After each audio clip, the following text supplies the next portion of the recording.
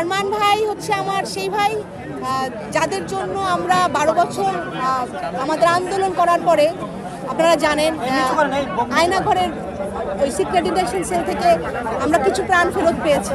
আরমান ভাই হচ্ছে আমার সেই ভাই, আর যেই ভাইদের ফেরত পাইনি হয়তো ওই আয়নাঘরেই ছিল। আমার ভাইয়ের মতো, সুমন ভাইয়ের মতো হাজারো ভাই যারা আছে তাদের অধিকার আদায়ের জন্য আমাকে এখনো থাকতে হচ্ছে রাজপথে। এবং এই যে পরিবার আপামর জনগণ, তাদেরও অনেক অধিকার, তাদের উপর যে অন্যায়, তাদেরকে যে অত্যাচারের সম্মুখীন হতে হচ্ছে, তাদের হয়ে আমাকে কাজ করে যেতে হচ্ছে। আমি আমার অনেক দোয়া আরমান ভাইয়ের জন্য।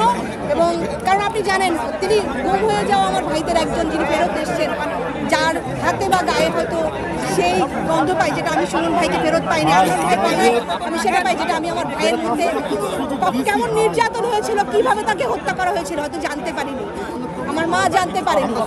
তো সেই হাজারো ভাই যারা এখনো জানেন না, তাদেরকে নিয়ে আমাদের এই যাত্রা, সকলকে নিয়ে আমাদের এই যাত্রা একটা মানবিক বাংলাদেশের জন্য, যেখানে আমরা গণতান্ত্রিক উপায়ে আমাদের দেশনেত্রী বেগম খালেদা জিয়ার যে স্বপ্ন, যার জন্যে তিনি এখনও আসলে আমাদের কাছে আশা করে আছেন, আকাঙ্ক্ষা করে আছেন। আপনি জানেন তিনি 6 বার তার চিকিৎসার অবস্থা মনে হচ্ছে তিনি মৃত্যুমুখ থেকে ফেরত এসছেন।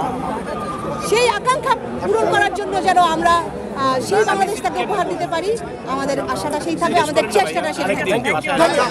আমি ঢাকা 14বাসীর জন্য তাদের যে চাওয়া, তাদের যে আকাঙ্ক্ষা, তারা যেই বিড়ম্বনার সম্মুখীন হচ্ছে, প্রতিকূলতার সম্মুখীন হচ্ছে, সেই প্রতিকূলতাগুলাই জানছি এবং সেগুলাই আমার ম্যানিফেস্টোতে রাখছি। কারণ সেই আকাঙ্ক্ষা যদি বাস্তবায়ন করতে না পারি, প্রকৃত অর্থে আসলে তাদের জন্য কিছু করা হবে না। আমরা অনেক কথা বলতে পারি, কিন্তু আসলে প্রতিফলন করতে হবে সামাজিকভাবে যারা বাসিন্দা আছেন, যারা এখানে অধিবাসী বসবাস করেন, তাদের আকাঙ্ক্ষা প্রতিফলন করা।